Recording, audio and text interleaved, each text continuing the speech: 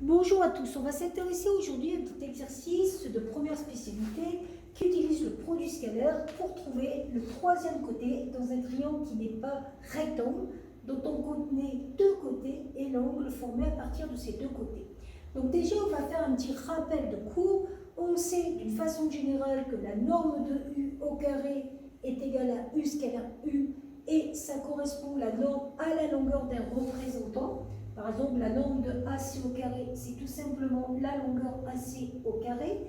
Ça va nous permettre de trouver une façon de développer, entre guillemets, l'expression de la norme de U moins V au carré, comme si c'était une identité remarquable, U moins V scalaire U moins V. On aura quelque chose qui ressemblera à A carré moins 2AB plus B carré, avec norme du U au carré, moins 2U scalaire V, plus norme de V au carré. Alors, je veux la longueur BC, je vais donc utiliser BC au carré. BC au carré, je vais dire que c'est la norme de BC au carré.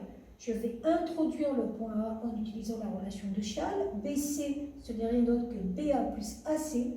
Et ça, je vais l'écrire sur la forme AC moins AB. Pourquoi AC moins AB? Pour avoir un angle de vecteur, entre guillemets, qui se forme entre AB et AC. Et cet angle est donné, il fait pi sur 3 radians ou 60 degrés. Ça va me permettre, en faisant la formule du développement de ce carré, norme de AC au carré plus norme de AB au carré moins 2 fois AB scalaire AC. On peut donc à partir de là remplacer les longueurs quand on les a. La longueur AC, elle faisait 6, donc ça fait 6 au carré. La longueur AB faisait 9, 9 au carré. Et le produit scalaire, on sait que c'est la longueur AB fois la longueur AC fois le cosinus de l'angle entre les deux.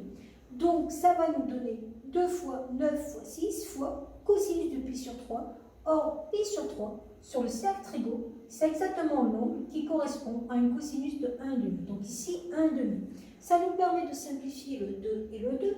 6 au carré, 36. 9 au carré, 81. 9 fois 6, 54. 63. Et j'ai donc trouvé la valeur de BC. On aurait pu remarquer d'ailleurs que si l'angle alpha avait fait 90 degrés, c'est-à-dire si on avait eu un angle droit, on aurait obtenu ici un produit scalaire avec un cosinus de pi sur 2 radians. Or, quand vous faites le cercle trigo et que vous placez l'angle pi sur 2 radians, on remarque que le cosinus de pi sur 2 radians est égal à 0.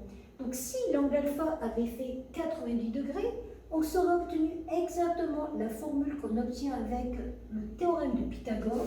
On aurait obtenu AC au carré plus AB au carré et le produit scalaire AB scalaire AC aurait fait 0 puisque le cos de pi sur 2 donne justement 0. On retrouve exactement la formule du théorème de Pythagore.